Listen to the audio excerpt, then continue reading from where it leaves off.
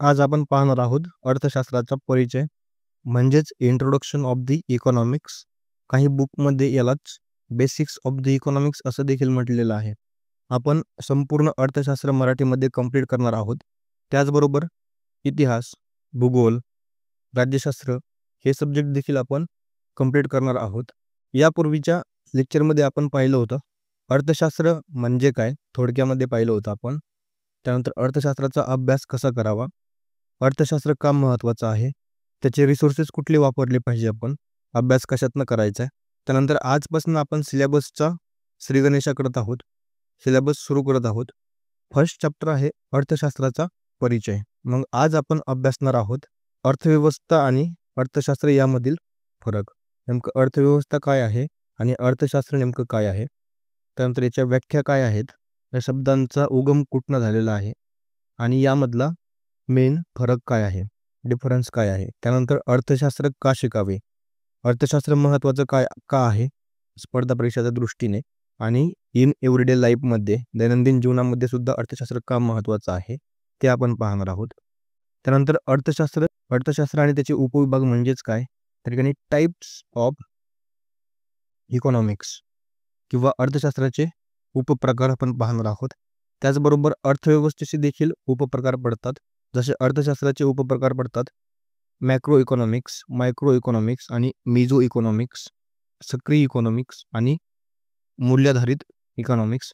तसेच अर्थव्यवस्थेचे देखील टाईप पडतात, जसे भांडवलशाही अर्थव्यवस्था, समाजवादी अर्थव्यवस्था आणि मिश्र अर्थव्यवस्था. हे सर्व टॉपिक आज आपण या व्हिडिओमध्ये, या लेक्चरमध्ये अभ्यासणार आहोत. त्यामध्ये सर्वप्रथम आहे अर्थव्यवस्था आणि अर्थशास्त्र यामधील फरक.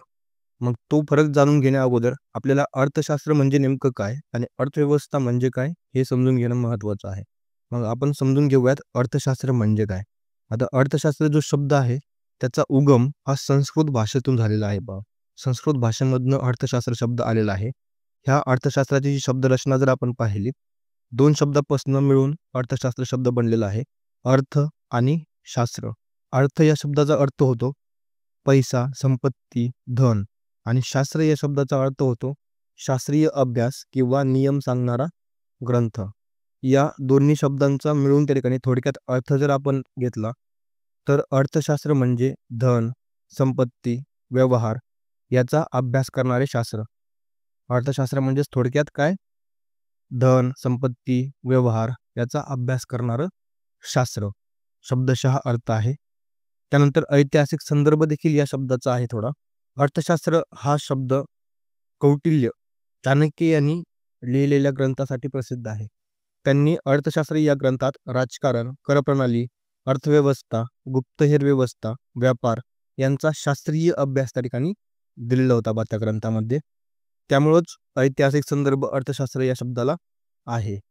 त्यानंतर आधुनिक अर्थशास्त्रात इकॉनॉमिक्स हा इंग्रजी शब्द पुढे वापरात आलेला आहे, पण त्याचं जे मूळ आहे ते भारतीय संकल्पनेत अर्थशास्त्र म्हणून पूर्वीपासूनच अस्तित्वात होतं. पहा, हा तर झाला अर्थशास्त्र शब्द कुठून आला. अर्थशास्त्र शब्द संस्कृतमधनं आलेला आहे. अर्थ आणि शास्त्र हे दोन शब्द मिळून त्या ठिकाणी अर्थशास्त्र बनलेलं आहे. त्यानंतर अर्थशास्त्राचा थोडक्यात जर अर्थशब्दशः जर आपण पाहिला तर अर्थशास्त्र म्हणजे धन, संपत्ती, व्यवहार यांचा अभ्यास करणारे शास्त्र. त्यानंतर आपण पाहूयात अर्थशास्त्राची व्याख्या. आता अर्थशास्त्र म्हणजे काय त्या ठिकाणी हे पाहिलं आपण, शब्द कुठून आला. त्यानंतर अर्थशास्त्र नेमकं काय असतं, त्याची व्याख्या काय आहे ते आपण पाहणार आहोत. यामध्ये मग अर्थशास्त्र म्हणजे मर्यादित संसाधनांचा वापर करून माणसाच्या अमर्यादित गरजा कशा पूर्ण करायच्या याचा अभ्यास.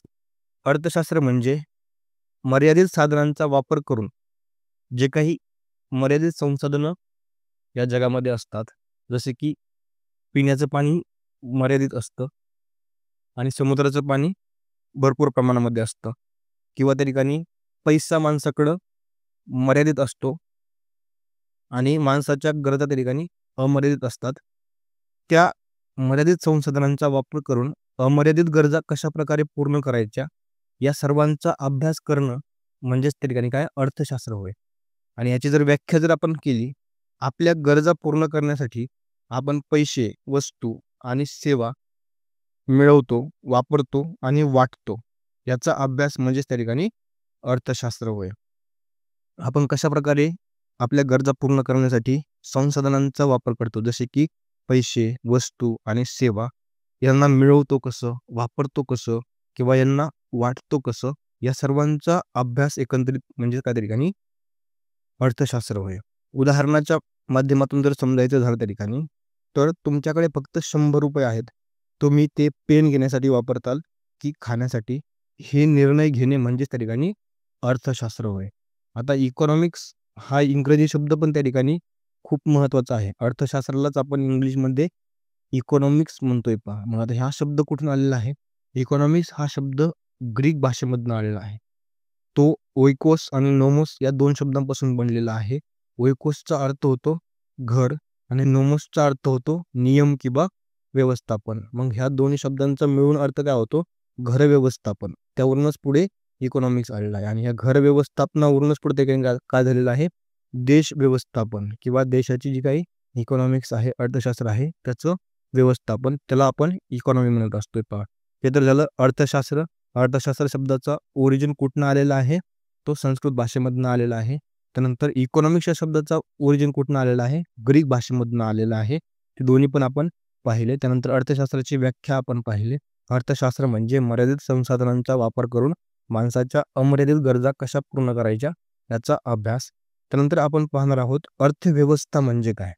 जसं अर्थशास्त्र आपण पाहिलं तसंच अर्थव्यवस्था देखील ही एक महत्त्वाची कन्सेप्ट आहे. आपल्या सिलेबसमध्ये ही अर्थव्यवस्था नावाची कन्सेप्ट दिलेली आहे. अर्थशास्त्र ही कन्सेप्ट दिलेली नाही. इंडियन इकॉनॉमी नावाचं त्या ठिकाणी टॉपिक दिलेलं आहे किंवा इंडियन इकॉनॉमी असं लिहिलेलं आहे. इंडियन इकॉनॉमिक्स असं लिहिलेलं नाही आहे पहा. मग अर्थव्यवस्था म्हणजे काय किंवा अर्थव्यवस्था काय असतं हे समजून घेणं आपल्याला महत्त्वाचं आहे किंवा अर्थव्यवस्थेचाच आपल्याला त्या ठिकाणी अभ्यास करायचा आहे पहा. मग अर्थव्यवस्था म्हणजे काय त्या ठिकाणी? एखाद्या देशात किंवा प्रदेशात लोक पैसे, वस्तू आणि सेवा कशा उत्पन्न करतात किंवा कमवतात, खर्च करतात आणि वापरतात याची एक संपूर्ण पद्धत. एखाद्या पर्टिक्युलर जिओग्राफिकल एरियामध्ये किंवा एखाद्या प्रदेशात, देशात लोक पैसे कसे कमवतात, कसे खर्च करतात, नंतर ते कसे वापरतात किंवा वस्तू कशाप्रकारे उत्पन्न करतात, त्या कशाप्रकारे डिस्ट्रीब्यूट करतात किंवा त्या वापरतात, ही जी काही संपूर्ण पद्धत आहे यालाच आपण इकॉनॉमी किंवा अर्थव्यवस्था असं म्हणतोय पहा. जर सोपी व्याख्या जर करायची झाली त्या ठिकाणी, तर लोकांच्या जीवनात व्यवहार जसे कमाई, खर्च, व्यापार, नोकरी, शेती, उद्योग यांची एकत्रित रचना म्हणजेच अर्थव्यवस्था. एक असा ढाचा किंवा असं एक स्ट्रक्चर ज्यामध्ये लोक कशाप्रकारे व्यवहार करतात जीवनामध्ये, कमाई कशाप्रकारे करतात, खर्च कशाप्रकारे करतात, व्यवहार कशाप्रकारे करतात, व्यापार कशाप्रकारे करतात, नोकरी कशाप्रकारे करतात, शेती कशाप्रकारे करतात, उद्योग कशाप्रकारे करतात, ही सर्व जी काही पद्धती आहेत त्या सर्वांनाच एकत्रित मिळून आपण त्या ठिकाणी इकॉनॉमी म्हणत असतोय पहा. आता उदाहरणावरून जर समजायचं झालं त्या ठिकाणी, तर शेतकरी भाजी पिकवतो, तीच भाजी तो बाजारामध्ये विकतो, ती भाजी ग्राहक विकत घेतात.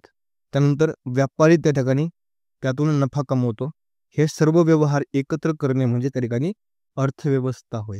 आता हा शब्द जो आहे इकॉनॉमी, हा पण शब्द ग्रीक भाषेतूनच आलेला आहे. त्याचं इकॉनॉमिक्स किंवा ओइकोनॉमी या त्या ठिकाणी मूळ शब्द आहे पहा. यात 2 भाग आहेत, जसे ओइकोस आणि दुसरा आहे नोमोस. आता ओइकोस म्हणजेच काय त्या ठिकाणी घर किंवा घराचे व्यवस्थापन आणि नोमोस म्हणजेच काय नियम, कायदा किंवा नियंत्रण. याचा एकत्रित अर्थ त्या ठिकाणी घर किंवा संसाधनांचे व्यवस्थापन असा होतोय पहा. ज्यातून पुढे अर्थ निर्माण झाला संपूर्ण देशाच्या आर्थिक व्यवहाराचं व्यवस्थापन. म्हणजेच एकंदरीत घराचं व्यवस्थापन त्या ठिकाणी मूळ शब्दाचा अर्थ होता. त्यावरूनच पुढे चालून संपूर्ण देशाच्या आर्थिक व्यवहाराचं व्यवस्थापन हा शब्द पुढं रूढ झाला पहा. त्यानंतर ग्रीक भाषेमधनं लॅटिन भाषेमध्ये, लॅटिन भाषेमधनं फ्रेंच भाषेमध्ये, फ्रेंच भाषेमधनं इंग्रजीत त्या ठिकाणी इकॉनॉमी हा शब्द 16व्या शतकामध्ये वापरण्यात आला आणि इकॉनॉमी म्हणजेच त्या ठिकाणी देश किंवा समाजात उत्पादन, वितरण, वापर आणि आर्थिक क्रियांचा एकत्रित व्यवहार होय. हेच पाहिलं आपण अर्थव्यवस्था म्हणजे काय, अर्थव्यवस्थेची डेफिनेशन पाहिली, व्याख्या पाहिली. एखाद्या देशात किंवा प्रदेशामध्ये लोक पैसे, वस्तू आणि सेवा कशाप्रकारे उत्पन्न करतात किंवा कमवतात, खर्च करतात आणि वापरतात याची एक संपूर्ण पद्धत किंवा मेथड म्हणजेच काय त्या ठिकाणी अर्थव्यवस्था होय. त्यानंतर अर्थव्यवस्था आणि अर्थशास्त्र यामधील मेन डिफरन्स किंवा यामधला मेन फरक काय आहे ते पाहूयात आपण. अर्थव्यवस्था आणि अर्थशास्त्र.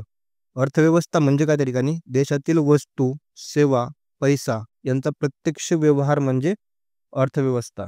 आणि हे व्यवहार कसे चालतात, का चालतात याचा अभ्यास म्हणजे अर्थशास्त्र. नेमकं व्यवहार प्रत्यक्ष कसे चालतात, वस्तू, सेवा, पैसा यांचा उपयोग माणसं कशा प्रकारे करतात, हे सर्व अर्थव्यवस्थेमध्ये येतं.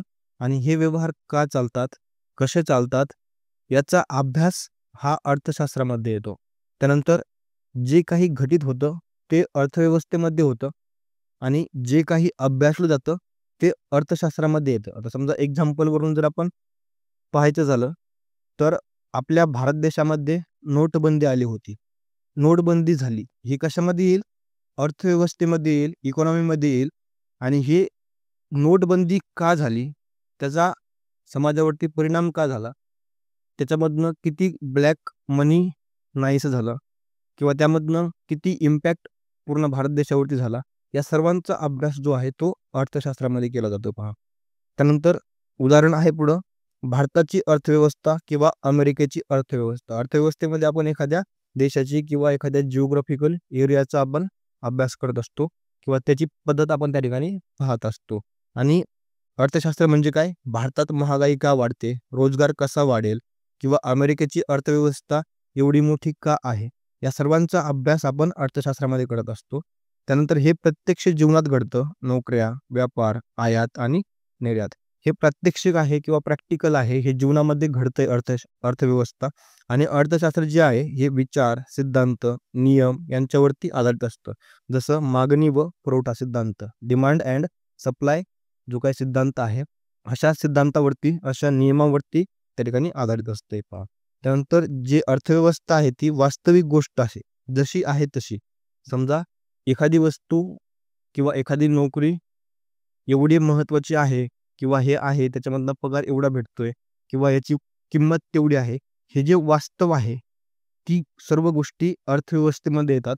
आणि ज्या शास्त्रीय गोष्टी आहेत, ह्या वस्तूची तेवढीच किंमत पाहिजे किंवा ही नोकरी तेवढी चांगली नाहीये किंवा वाईट नाहीये, या सर्वांचा अभ्यास जो आहे तो अर्थशास्त्रामध्ये येत असतो. म्हणजे शास्त्रीय गोष्ट का आहे ते सांगते पहा. त्यानंतर नेक्स्ट टॉपिक आहे आपला अर्थशास्त्र नेमकं का शिकायला हवं. अर्थशास्त्र हा मर्यादित साधन संपत्तीवरती आधारित एक शास्त्र आहे. आपल्याकडं अमर्यादित संसाधनं नसतात, अमर्यादित पैसा नसतो किंवा अमर्यादित त्या ठिकाणी कुठलंही संसाधन नसतंय पहा. मग या अमर्यादित गरजा आपल्या ह्या मर्यादित संसाधनांपासून कशा प्रकारे आपण पूर्ण करू शकतोय, त्याच्यावरती आधारित असं एक शास्त्र आहे पहा. मग अर्थशास्त्र हे एक शास्त्र आहे जे अभावावरती, स्कार्सिटीवरती आधारित आहे. स्कार्सिटीवरती आधारित म्हणजेच काय, त्या ठिकाणी संपूर्ण जगामध्ये खूप जास्त किंवा अनलिमिटेड संसाधनं नाहीत, लिमिटेडच संसाधनं आहेत. आणि ते स्कार्सिटीवरती कशाप्रकारे आपण अभ्यास करू शकतोय किंवा त्या संसाधनांचा कशाप्रकारे वापर करू शकतोय, याच्यावरती आधारित हे काय आहे, शास्त्र आहे. त्यानंतर बहुतांश वेळा खाद्यपदार्थ, जमीन, इंधन, पैसा अशा संसाधनांचा अभाव असतो, पण माणसाच्या गरजा मात्र अमर्यादित असतात पहा. हेच सांगितलं मी यापूर्वी पण. त्या ठिकाणी संसाधन जे आहेत जसं की खाद्यपदार्थ, जमीन, इंधन, पैसा, हे जे संसाधन आहेत यांचा अभाव असतो, पण माणसाच्या ज्या गरजा आहेत त्या काय असतात, अमर्यादित असतात. मग या दोन्हींचा समतोल कसा राहायचा ते आपण अर्थशास्त्रामध्ये अभ्यास करत असतो पहा. आणि गरजा आणि संसाधनामधील समतोल पाहणं म्हणजेच काय त्या ठिकाणी अर्थशास्त्र शिकणं आहे. म्हणूनच उपलब्ध संसाधनानुसार गरजा संतुलित करणं महत्त्वाचं ठरतं पहा. त्यानंतर अर्थव्यवस्था आपल्याला मर्यादित साधन संपत्तीचे योग्य आणि शहाणपणाने व्यवस्थापन करायला शिकवते. अर्थव्यवस्था किंवा अर्थशास्त्र जे आहे ते आपल्याला मर्यादित संसाधनांचा कशाप्रकारे उपयोग करून आपल्या अमर्यादित गरजा काय भागवता येतील हे शहाणपणाने व्यवस्थापन करणं शिकवते पहा. आधुनिक अर्थशास्त्र आजच्या काळात फक्त उत्पादन, वितरण आणि वापर यापुरतं मर्यादित नाहीये. त्यात समता आणि शाश्वता या गोष्टींचा देखील समावेश झालेला आहे. सुरुवातीच्या अर्थशास्त्रामध्ये त्या ठिकाणी फक्त उत्पादन कशाप्रकारे केलं जाईल, त्याचं डिस्ट्रीब्युशन, वितरण कशाप्रकारे केलं जातं, याचा वापर कशाप्रकारे केला जातो हेच अभ्यासलं जायचं. परंतु आजच्या आधुनिक अर्थशास्त्रामध्ये त्या ठिकाणी समानता, समता, इक्विटी किंवा शाश्वता कशाप्रकारे सर्व लोक सुशिक्षित होतील किंवा सर्व लोकांना लाभ प्राप्त होईल किंवा वेलफेअर, पब्लिक वेलफेअर त्या ठिकाणी कशाप्रकारे वाढेल, या सर्वांचा अभ्यास आजच्या नव्या अर्थशास्त्रामध्ये केला जातोय पहा. त्यानंतर पूर्वीचे जे अर्थशास्त्र होतं ते फक्त संपत्ती निर्मिती करण्याकडेच भर देत होतं. सुरुवातीला अर्थशास्त्राचं लक्ष फक्त संपत्ती निर्माण करणे यावरती होतं. मग ती कोणत्याही मार्गाने मिळो, पण यात मानवी मूल्यांची पूर्णपणे उपेक्षा केली गेली होती. पूर्वीचं जे अर्थशास्त्र होतं ते फक्त संपत्ती निर्मिती करण्यावरतीच भर देत होतं पहा. त्यामध्ये मानवी मूल्य कुठल्याही प्रकारे त्याचं काहीही महत्त्व नव्हतं. यामध्ये फक्त संपत्ती निर्माण करणं, मग त्या कुठल्याही मार्गाने असो, ते महत्त्वाचं होतं. मग यामुळे घडलं काय नेमकं? त्यामुळे दुःख, असमानता, गरिबांची पिळवणूक, कमी पगार आणि अत्यंत वाईट कामकाजाच्या अटी यासारखी परिस्थिती निर्माण झाली आणि समाजामध्ये एक प्रकारचा आक्रोश त्यामुळे निर्माण झाला. आणि नंतर जे बदल झाले, कल्याण केंद्रित अर्थशास्त्र त्या ठिकाणी आले पहा, किंवा पब्लिक वेलफेअर नावा त्या ठिकाणी कन्सेप्ट त्यामध्ये आलेले आहे. काही काळानंतर जेव्हा समाज समृद्ध झाला आणि लोकशाही बळकट झाली, तेव्हा अर्थशास्त्राचं लक्ष संपत्तीवरून जनकल्याण याकडे वळलं, वेलफेअरकडे त्या ठिकाणी वळलेलं आहे. अशा प्रकारची पार्श्वभूमी आहे ह्या अर्थशास्त्राची. यामुळेच अर्थशास्त्र आपण अभ्यासलं पाहिजे. स्कार्सिटीवरती आधारित जे काही अभाव आहेत, संसाधनांच्या अभावामुळं मानवाच्या काही गरजा पूर्ण होत नाहीत. मग या गरजांचा ताळमेळ कसा बसावा, या गरजांचा समतोल कसा राखावा, संसाधनांचा आणि गरजेचा समतोल कशा प्रकारे राखावा, हे सर्वांचा अभ्यास करणारं शास्त्र म्हणजे अर्थशास्त्र आहे. त्यामुळे जीवनामध्ये अर्थशास्त्राचा अभ्यास करणं त्या ठिकाणी महत्त्वाचं ठरतंय पहा. त्यानंतर आहे अर्थशास्त्र आणि त्याचे उपविभाग.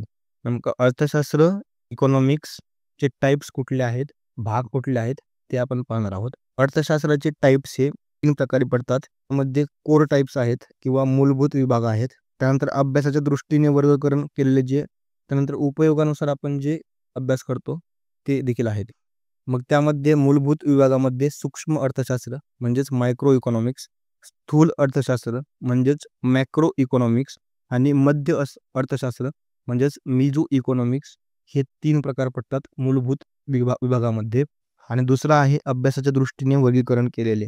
आता अभ्यासाच्या दृष्टीने वर्गीकरण केलेले म्हणजेच काय, त्या ठिकाणी सकारात्मक अर्थव्यवस्था किंवा पॉझिटिव्ह इकॉनॉमिक्स आणि नीती निर्धारित अर्थव्यवस्था किंवा नॉर्मेटिव्ह इकॉनॉमिक्स, हे सर्व आपण डिटेलमध्ये पाहणार आहोत. पण त्या ठिकाणी आपल्याला माहीत असायला पाहिजे की टाईप कुठले कुठले आहेत. त्यानंतर उपयोगानुसार आहे विकासात्मक अर्थशास्त्र किंवा डेव्हलपमेंट इकॉनॉमिक्स. त्यानंतर सार्वजनिक अर्थशास्त्र, त्यालाच म्हणतो आपण पब्लिक इकॉनॉमिक्स. आणि पर्यावरणीय अर्थशास्त्र म्हणजेच एन्व्हायरमेंटल इकॉनॉमिक्स. आंतरराष्ट्रीय अर्थशास्त्र म्हणजे इंटरनॅशनल इकॉनॉमिक्स. कृषी अर्थशास्त्र म्हणजे ॲग्रिकल्चरल इकॉनॉमिक्स. औद्योगिक अर्थशास्त्र म्हणजे इंडस्ट्रियल इकॉनॉमिक्स. हे जे आहेत ते सर्व उपविभाग आहेत किंवा टाईप आहेत त्या ठिकाणी इकॉनॉमिक्सचे किंवा अर्थशास्त्राचे. त्यानंतर कॅपिटलिस्ट, त्यानंतर सोशलिस्ट आणि मिक्स्ड हे अर्थव्यवस्थेचे प्रकार आहेत, इकॉनॉमीचे प्रकार आहेत पहा. या ठिकाणी आपल्याला बहुतांश वेळा कन्फ्युजन होत असतं की अर्थशास्त्राचे प्रकार म्हणजे काय आणि अर्थव्यवस्थेचे प्रकार म्हणजे काय. आता अर्थशास्त्राचे प्रकार काय आहेत आपण पाहिले, micro, macro, meso, positive, normative, development, त्यानंतर public, environment, international, agricultural, industrial, हे तर अर्थशास्त्राचे प्रकार झाले. पण अर्थव्यवस्थेचे प्रकार देखील त्या ठिकाणी वेगळे आहेत पहा. त्यामध्ये कॅपिटलिस्ट, सोशलिस्ट, मिक्स्ड किंवा भांडवल, आपण कॅपिटलिस्ट म्हणजे त्या ठिकाणी भांडवलशाही अर्थव्यवस्था म्हणत असतो. सोशलिस्ट म्हणजे त्या ठिकाणी समाजवादी अर्थव्यवस्था आपण त्या ठिकाणी म्हणत असतो. आणि मिक्स्ड म्हणजे काय, मिश्र अर्थव्यवस्था आपण म्हणत असतोय पहा. हे इकॉनॉमीचे प्रकार आहेत. हे दोन्ही एकत्र करायचे नाही आहेत. अर्थशास्त्राचे प्रकार वेगळे आहेत आणि अर्थव्यवस्थेचे प्रकार त्या ठिकाणी वेगळे आहेत पहा. मग पाहूयात आपण नेमकं काय प्रकार आहेत हे आणि याचा डिटेलमध्ये अभ्यास करूयात. त्यानंतर मायक्रो इकॉनॉमिक्स आणि मॅक्रो इकॉनॉमिक्स आपण काय आहे ते डिटेलमध्ये पाहूयात. 1930च्या दशकातील द ग्रेट डिप्रेशन, महागड्या काळातील आर्थिक संकटमुळे अर्थशास्त्राचा अभ्यास 2 भागामध्ये विभागला गेला पहा. 1930च्या दशकामध्ये जे ग्रेट डिप्रेशन आलं होतं, जसं महामंदी आली होती 1930 साली, त्यामुळे अर्थशास्त्राचा जो अभ्यास आहे तो 2 भागामध्ये विभागला गेलेला आहे पहा. त्याचा सर्वात प्रथम भाग आहे मायक्रो इकॉनॉमिक्स, सूक्ष्म अर्थशास्त्र, आणि मॅक्रो इकॉनॉमिक्स, स्थूल अर्थशास्त्र. आता मॅक्रो इकॉनॉमिक्स हा भाग मोठ्या आर्थिक समस्यावरती लक्ष केंद्रित करतो, जसे की देशाची आर्थिक घसरण, बेरोजगारी, महागाई इत्यादी. मॅक्रो इकॉनॉमिक्समध्ये आपण अभ्यास कशाचा करतोय, मोठ्या आर्थिक समस्यांवरती, जसं की देशाची आर्थिक घसरण, कशाप्रकारे आर्थिक घसरण होती देशाची एखाद्या. आपण आता सध्या एक्झाम्पल पाहत आहोत. पाकिस्तानसारखा देश आहे. त्यामध्ये काय होत आहे, वस्तूंची किमती वाढत आहेत किंवा त्या ठिकाणी आर्थिक त्या ठिकाणी त्यांना लोन घ्यावं लागत आहे. कर्ज बाकीच्या देशांकडून किंवा इंटरनॅशनल ज्या फायनान्शियल इन्स्टिट्यूशन्स आहेत त्यांच्याकडून त्यांना कर्ज घ्यावं लागत आहे. हे काय पाहतो आपण, हे सर्व मॅक्रो इकॉनॉमिक्समध्ये पाहतो. देशाची आर्थिक घसरण, त्यानंतर आपल्या देशामध्येच बेरोजगारी, अनएम्प्लॉयमेंट ही भरपूर मोठी समस्या आहे. याचा अभ्यास आपण मॅक्रो इकॉनॉमिक्समध्ये करतो. महागाई, इन्फ्लेशन का वाढतं किंवा इन्फ्लेशन का वाढलं पाहिजे, या सर्वांचा अभ्यास आपण त्या ठिकाणी का मॅक्रो इकॉनॉमिक्समध्ये करत असतोय पहा. जॉन मेनार्ड केन्स हे यांना मायक्रो इकॉनॉमिक्सचा जनक त्या ठिकाणी मानलं जातंय पहा. जर मायक्रो इकॉनॉमिक्स म्हणजे जंगलातील एक झाड असेल, तर मॅक्रो इकॉनॉमिक्स म्हणजे संपूर्ण जंगल. मायक्रो इकॉनॉमिक्स हा छोट्या पातळीवरती अभ्यास करणारा विषय आहे. यामध्ये जर एक्झाम्पलच्या माध्यमातून समजायचं झालं, तर जंगल जे आहे त्याला आपण मॅक्रो इकॉनॉमिक्स म्हणू शकतो आणि त्या जंगलामध्ये एक जे झाड आहे त्याला आपण मायक्रो इकॉनॉमिक्स म्हणू शकतोय पहा. त्यानंतर अर्थशास्त्रातील मायक्रो आणि मॅक्रो इकॉनॉमिक्सचा अभ्यास का महत्त्वाचा आहे, आपण ते पाहूयात. मॅक्रो इकॉनॉमिक्सचं महत्त्व, इम्पॉर्टन्स ऑफ मॅक्रो इकॉनॉमिक्स. आता मॅक्रो इकॉनॉमिक्समुळेच त्या ठिकाणी आपल्याला एकूण अर्थव्यवस्थेचं कामकाज समजून घेण्यास मदत होते पहा. मॅक्रो इकॉनॉमिक्स म्हणजेच काय त्या ठिकाणी स्थूल अर्थशास्त्र. आता स्थूल अर्थशास्त्राचा अभ्यास त्या ठिकाणी का महत्त्वाचा आहे, त्या ठिकाणी आपल्याला अर्थव्यवस्थेचं कामकाज जर पाहायचं असेल, ते जर समजून घ्यायचं असेल, तर त्या ठिकाणी मदत होती पहा. ज्यावेळेस आपण अधिकारी बनू किंवा ज्यावेळेस आपण अर्थव्यवस्थेमध्ये कंट्रीब्युशन करू, त्यावेळेस आपल्याला मॅक्रो इकॉनॉमिक्सचा अभ्यास करणं त्या ठिकाणी महत्त्वाचं आहे. मायक्रो इकॉनॉमिक्स हे स्वतःचे डिसिजन कसे घ्यायचे, काय घ्यायचे हे शिकवतं आणि मॅक्रो इकॉनॉमिक्स आपल्याला देश कसा चालतो, देशाची अर्थव्यवस्था कशी चालते हे शिकवू. त्यामुळे मॅक्रो इकॉनॉमिक्सच आपण त्या ठिकाणी पाहणार आहोत किंवा मॅक्रो इकॉनॉमिक्सच्याच कन्सेप्ट आपल्याला सिलेबसमध्ये दिलेला आहे, त्याचाच आपल्याला अभ्यास करायचा आहे पहा जास्त डीपमध्ये. त्यानंतर देशातील मोठ्या आर्थिक समस्यांचा अभ्यास करून त्यावरती उपाययोजना कशाप्रकारे आखता येतील हे त्या ठिकाणी मॅक्रो इकॉनॉमिक्स सांगत असते पहा. काय मोठ्या आर्थिक समस्या आहेत, जसे की अनएम्प्लॉयमेंट, बेरोजगारी आहे किंवा महागाई आहे, या समस्यांचा अभ्यास करून त्यावरती कशाप्रकारे उपाय करता येतील, या सर्वांचा आपल्याला अभ्यास मॅक्रो इकॉनॉमिक्समध्ये मिळतोय पहा. त्यानंतर भविष्यात उद्भवू शकणाऱ्या समस्यांचा अंदाज लावून त्यासाठी धोरणं तयार करता येतात. मॅक्रो इकॉनॉमिक्सचा अभ्यास केल्याच्या नंतर किंवा स्थूल अर्थशास्त्राचा अभ्यास केल्यानंतर आपल्याला अंदाज लावता येतोय पहा किंवा त्या ठिकाणी धोरणं तयार करता येतात भविष्यामध्ये उद्भवू शकणाऱ्या समस्यांबाबत. त्यानंतर विविध आर्थिक निर्देशकांचे जसे GDP, महागाई, बेरोजगारी यांची तुलना व विश्लेषण त्या ठिकाणी करता येते पहा. GDP काय आहे, त्यानंतर महागाई काय आहे, बेरोजगारी काय आहे, या सर्वांची त्या ठिकाणी तुलना करता येते, कंपॅरिझन त्या ठिकाणी आपल्याला करता येते, त्यांच्यामध्ये त्याचं अनालिसिस करता येते, विश्लेषण त्या ठिकाणी करता येते ज्यावेळेस आपण मॅक्रो इकॉनॉमिक्सचा अभ्यास करतो त्यावेळेस. त्यानंतर भविष्यात येणाऱ्या आर्थिक संकटांचा अंदाज त्या ठिकाणी आपण लावू शकतोय किंवा त्याला टाळण्यास त्या ठिकाणी आपल्याला मदत होऊ शकते. कशाच्या अभ्यासानंतर, मॅक्रो इकॉनॉमिक्सच्या अभ्यासानंतर. त्यानंतर मायक्रो इकॉनॉमिक्स का महत्त्वाचा आहे किंवा मायक्रो इकॉनॉमिक्सचा पण अभ्यास त्या ठिकाणी का महत्त्वाचा आहे ते पाहूयात. मायक्रो इकॉनॉमिक्समध्ये आपल्याला व्यक्ती, कुटुंब, संस्था यांचा आर्थिक निर्णयाबद्दल समज भेटते पहा. मायक्रो इकॉनॉमिक्स म्हणजेच काय, सूक्ष्म अर्थशास्त्र.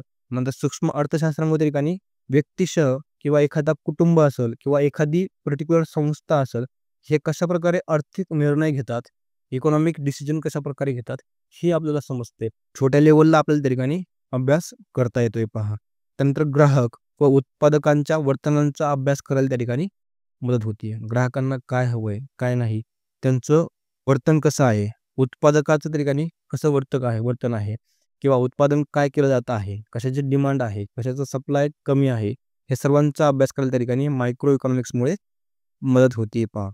त्यानंतर वस्तूंच्या किमती कशा ठरतात आणि मागणी पुरवठा कसा काम करतो हे पण त्या ठिकाणी शिकता येते पहा. मायक्रो इकॉनॉमिक्समुळेच त्या ठिकाणी आपल्याला एखाद्या वस्तूची किंमत कशाप्रकारे ठरते, जसं पेन आहे, पेनची किंमत कशी ठरते किंवा त्याचा डिमांड किती आहे, त्याची मागणी किती आहे आणि त्याची सप्लाय किती प्रकारे होत आहे, पुरवठा कसा होत आहे, हे त्या ठिकाणी शिकवते पहा. त्यानंतर सूक्ष्म आर्थिक निर्णयांनी एकूण अर्थव्यवस्थेवरती कसा परिणाम होतो हे समजते पहा. सूक्ष्म आर्थिक निर्णय आपण अभ्यास केला तर एखाद्या अर्थव्यवस्थेवरती त्याचा कशा प्रकारे परिणाम होतो हे पण त्या ठिकाणी आपल्याला मायक्रो इकॉनॉमिक्सच्या अभ्यासातून समजतंय पहा. त्यानंतर व्यवसाय आणि घरगुती अर्थव्यवस्थेत कशा प्रकारे आपण योग्य निर्णय घेऊ शकतो किंवा कशा प्रकारे आपण योग्य निर्णय घेण्यास त्या ठिकाणी मदत करू शकतोय समाजाला, ते पण त्या ठिकाणी अभ्यासलं जाते पहा मायक्रो इकॉनॉमिक्समध्ये.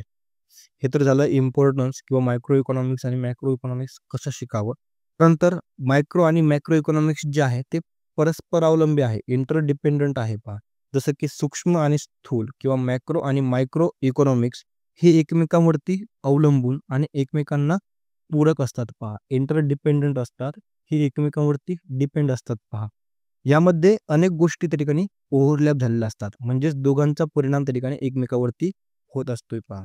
उदाहरणार्थ जर आपण समजायचं झालं, जशी महागाई वाढती तशी त्या ठिकाणी कच्चा माल त्या ठिकाणी महाग होतो, उत्पादनाची त्या ठिकाणी किंमत वाढते, ती किंमत ग्राहकांना भरावी लागते, त्यामुळेच ग्राहकांचा खर्च त्या ठिकाणी वाढतोय पहा.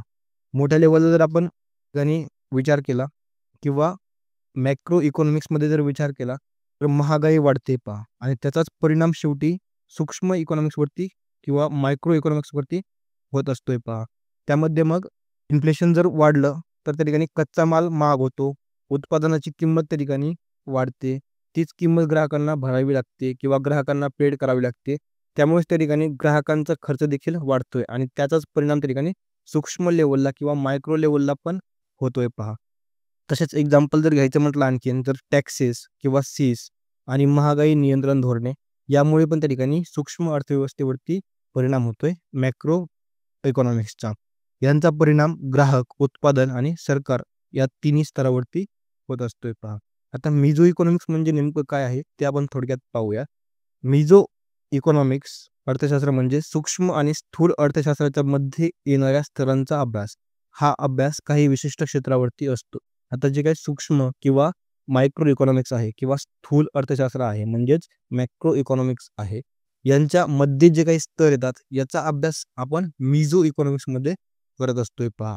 त्या ठिकाणी यामध्ये उदाहरणार्थ ऑटोमोबाईलचा उद्योग, त्यानंतर पायाभूत सुविधा, कृषी उद्योग, इन्फ्रास्ट्रक्चर काय आहे याचा अभ्यास आपण मिझो इकॉनॉमिक्समध्ये करत असतोय पहा. म्हणजेच काय, micro plus macro plus meso is equal to समग्र अर्थशास्त्र.